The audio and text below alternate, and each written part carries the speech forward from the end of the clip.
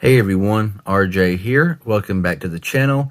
And today I'm giving my full review of the iPhone SE 2020.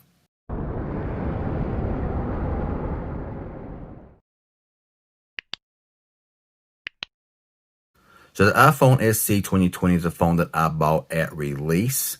And this is going to be just my honest personal opinion about this phone. Okay, my experience using it on a couple of different carriers, how battery life has been. I'm not going to get too technical with this video here about, I might throw a few specs out here and there, but it's just going to basically be my opinion of using this phone since I've had it. Now, this has a 4.7-inch display, which, of course, has the iPhone 7, 8 design. Those big bezels on top and the bottom there with Touch ID. Those bezels don't bother me in the least. However, I know a lot of people say this phone has got a dated design. And yeah, it is a dated design. But a lot of people love this design. They still want this design with Touch ID and the small form factor. They just like this phone, and it shows because I see a lot of people using iPhone 6s still, iPhone 7s, iPhone 8s. So yeah, this is the design that may be old, but it's still very much liked. So anyway, going from there, on the rear there, single rear camera, which don't bother me. I know it's nice to have a wide angle lens, and it's nice to have a bunch of other stuff going on with your camera, but this phone takes very good photos and it excels very well in video quality, which iPhones has always been good in video quality, very good focus and very stable. It's just really nice. 4K 60 can record up to here. I think the front camera can record in full 1080. But yeah, video quality, excellent. Takes excellent photos. So that's really about all that needs to be said there. Now, like I said, the display, yeah, it's not AMOLED. It's not, full 1080, nothing like that. But the display looks good. It's nice. Now, you'll see here, the phone is back to its original settings, okay? Because I'm saying goodbye to the SE 2020. Not because I'm tired of it, not because it's a bad phone. It's just that I'm looking to the new iPhones coming out sometime whenever they decide to come out, the iPhone 12s. And so this phone here has already been sold. I'm just waiting for the new owners to come and get this phone. So that's why the phone is reset and ready to go. But I wanted to give just my final review and thoughts of this phone before, it's no longer here. I got an iPhone 7, so honestly, I'm not really, the iPhone 7, the iPhone SE2, the iPhone 7 works almost as good as this phone here. The only difference, of course, between the iPhone 7 is the A10 chip versus the A13 chip here, an extra gigabyte of RAM in this phone here. But for what I use the phone for, the iPhone 7 is just it works fine. Of course, it's not as good as this phone here is, but that's a whole different thing. But this phone here is powerful. The A13 chip, 3 gigabytes of RAM, starts out at 64 gigabytes of storage, up to 128, up to 256 gigs. And if you buy this phone, retail from Apple, it starts at 400 to 450 to 550, for the highest storage model, unless they deduct the price. Now, you can go to places like Straight Talk, 64 gigabyte models, 350. I think Metro has or had a port-in deal for an SC2 64 gig for $50, I think it was. And I think Cricket also has some kind of a deal going on. So you can get this phone for a really good deal in port-ins, depending on, what carrier you have, or if you plan on going to a different carrier. But if you want an unlocked version here, it's going to cost you, okay? Unless you find one on sale somewhere, if it's on eBay, Amazon, whatever the case may be. But anyway, that's beside the whole point. Now, the display, like I said, it looks good. It's very crisp, very clear. I have no issues with this display. I don't care if it ain't full 1080 or OLED or whatever. That is not important to me. What's important to me is that the display does look good, and it does. It looks really nice, very sharp, very clear. And you're going to be able to watch YouTube fine, get on social media, work just fine. It's going to do whatever you want it to do. Touch ID works great, which right now it's not set up, of course. But I mean, you got the glass on glass and the aluminum sides here, and it's just your basic iPhone. You know, I mean, an iPhone's an iPhone. You got your volume rockers over here, your little mute button, lightning port, speakers. It does have stereo speakers, of course, power button, SIM tray right there. Now, I will say one thing is I don't know what kind of glass Apple used on this device. You can't see it on video here, I don't think. I'll try to bring it in, but there's little scratches all up down through here. There's a little scratch down here. There's a pretty good one up here. You can't see it on camera. I did post a picture. I think it was on Instagram or Twitter. I can't really remember where I posted it at, but I was like, yeah, you know, it was pretty bad. And this phone has never been in a pocket. It's never been out of the house, and it's been in a case, and nothing's ever been on top of the phone. So I have no idea what happened to the screen, but it got scratched. You can't really, like I said, when the phone's on, you can't really see the scratches any at all, but they're there and they're noticeable. I can see it right there. There's one scratch right there, I do believe. And that's just one of them. There's several on the screen and have no idea how it got there. I got an iPhone 6S that I've had for a while that's been used like crazy with no scratches. And it's been in pockets with keys and everything else, and there's no scratches. But here, very well taken care of, and there's scratches. So I'm not really sure if they skimped out on the display quality on the SC2, but it's scratched, and I have no idea how. But anyway, kind of wanted that out there to let y'all know, in case you want to protect your phone with a screen protector or whatever. But it's been a great phone. Now, on to the battery life. Now, battery life is always subjective, and you really never know.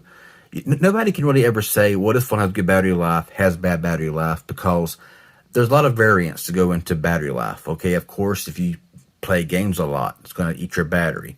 If you're on social media all day, if you're on YouTube all day, it's going to eat your battery up. You know what I'm saying? But if you just, you know, get on social media here and there, get on YouTube here and there, you got a carrier with good reception, you should get through a whole day no problem with this device. Okay? Now, if you play games heavily, no. Half a day at best, you know, if that. Now, I want to say that this phone was used on Total Wireless, on Verizon. And I live in an area where it struggles to get almost every carrier. Verizon is the only carrier that gets out good in my area where it don't really struggle to get service. Now, when I was using this here on Total Wireless, on the Verizon network, it never really fought hard to keep service. I always used Wi-Fi. Kept Bluetooth turned off when I wasn't using it. And like I said, using social media, YouTube here and there, you know, taking some pictures, phone calls, I got through a whole day easily. Now, when I took this SIM card out of this phone and used it with T-Mobile, the only band that works for LTE and even service is band 12. Okay, so anybody that ever says band 12 is no good, don't believe what they're saying, because band 12 is the only thing that gets service here in my area. And I'm sure a lot of other people have the same issue, where band 12 is a very weak band, but it's more in the rural areas. You know, band 2 and 4, I can drive a mile and be on band 2 or band 4, but band 12 works in my area. So I might get 1 bar of service. You know how it is. Whenever you in a bad service area, you put the phone down, you look at it, it shows 1 bar, 2 bars of service. So you just pick it up, no service. You know how that is. That's how it is in my area with T-Mobile. However, it does have Wi-Fi calling. And with Wi-Fi calling, you know, it's always, you know, trying hard to pull into service. You're on Wi-Fi calling, and I could fully charge this device on Wi-Fi calling. Sometimes Wi-Fi calling would drop off and it would be saying no service, or it would show 1 bar trying to pull into service. And the phone could just be sitting like this here, not being used, not being touched. And 4 or 5 hours later, look at the phone and it'd be at like 60%. It would use 40% just in idle. Okay. That's a big variation right there. And, you know, as far as making sure you have good cell service, good cell signal. Because if this phone is trying, especially with a small size battery here in this phone, if it's trying to get reception and trying to get service, it's going to eat the battery up. If you're on Wi-Fi calling, it's going to eat the battery up. I mean, that's what I've noticed here in this device. I've had to charge this phone twice in one day because, when on T-Mobile, because the service was so bad, having to use Wi-Fi calling. You might say, why didn't you keep on Total Wireless? Well, I had a Pixel, and my Pixel got my main SIM card. An iPhone, I like an iPhone. I'm mainly an Android guy, but the iPhone mainly gets the secondary SIM card, which is T-Mobile.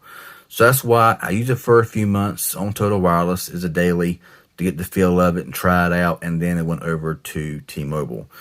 So, but yeah, anyway. Now this phone is running the latest version of iOS 13.7, I believe it is. And this phone's going to get you 4 to 5 years of support. No problem, okay?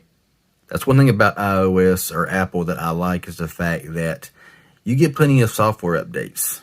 Always getting an update here and there. But it's just a good phone. This phone runs the most powerful chip that Apple has right now, the A13. Has 3 gigabytes of RAM. It gets great reception. It has good battery life. If, like I said, them factors earlier. Has great cameras. Call quality, I never had an issue with call quality. Call quality was always solid on this device. Now, if you was on the phone for a little while, it may get a little bit warm, but a lot of phones get warm when you're on the phone for a while talking. But just a good phone. I mean, there's not much to say. I know it's going to be very scattered here in this video. The phone didn't reset, like I said. The phone is sold. So I'm just basically just giving you my final thoughts, my experience with the phone. I know it's not the most thorough review. It's not the most this, that, and the other, whatever. But it's all about how this phone works. And if you got, an iPhone now, you might be saying, should I buy the iPhone SE2 if I have an iPhone 8? And that's just up to you. I mean, honestly, I've used an iPhone 8, and I've used this phone right here. And I can say that, honestly, unless you just got to have this phone, I wouldn't upgrade from the iPhone 8 to the iPhone SE2. I just personally wouldn't. Even if you got an iPhone 7, it would be hard for me to sit there and say to buy this phone unless you just wanted the most powerful processor and the extra RAM. Gameplay works great from the 6S to the SC 2020. I've played games like PUBG, Call of Duty on the 6S, the 7, the SC2.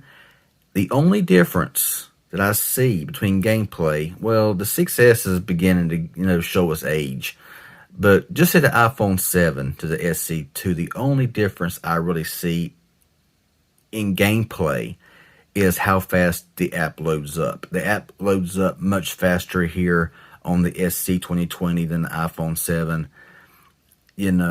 but if you don't mind waiting a little bit longer, but anyway, I mean, going from the A10 chip to the A13, get more RAM, possibly get more storage. If you just have to buy a new phone and you want to keep the same body style, the same form factor, it's Touch ID, then yeah, upgrade. I mean, that's up to you. I mean, if you want to spend the money on this phone, I mean, there's nothing wrong with this phone.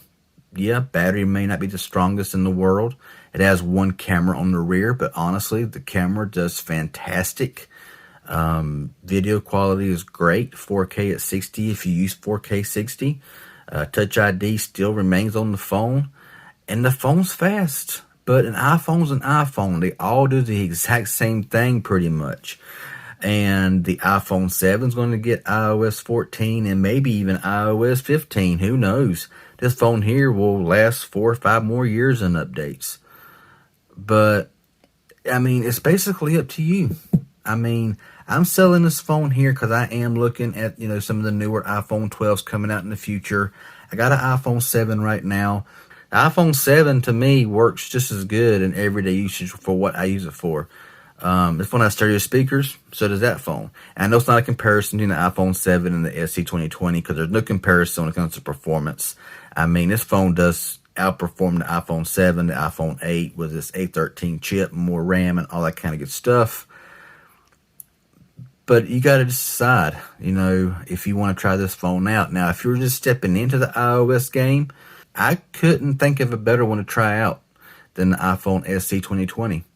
Now, I know some will say, we can buy the iPhone XR for this price, or you can buy them on whatever. But, this is a great buy. This is a great phone, a great build. A little iffy about the glass on the front here. I don't know. But if you want a phone that's got great call quality, good reception, great camera, Touch ID still, is still on the phone. Yes, you have those bezels. Bezels don't matter to me. Watching the video, it just gives your hand somewhere to hold on to and watch a video without having to mistap or mispress something. So yeah, they are good size, top and bottom, but really, who cares? I mean, it's just what it is. But this is the iPhone SE 2020, and it's been a great phone since I've had it. It just all depends what you want in a phone. I know it's very scattered. I know it wasn't much of a review, but I loved this phone when I was using it. It worked great. Performance was solid. Solid. It has fast charging. Of course, not a fast charger in the box like a lot of other phones that are cheaper. They get them in the box, but that's Apple for you, nickel and dime you to death. But it's a good phone, and I highly recommend it. So, if it's helpful any at all, hit the like button. Any questions, leave it below. If you're new, be sure and subscribe. I know this was kind of, like I said, I know it was scattered. I know it was kind of all over the place, but we have those days sometimes where we have it in our mind what we want to say about a phone, but trying to get it out and trying to find the words to get it out, it's like it just ain't there. So hit the like button, subscribe, hit that bell for notifications, and hopefully the next videos will be better than this one. So yeah, anyway, y'all have a good one, and thanks for watching.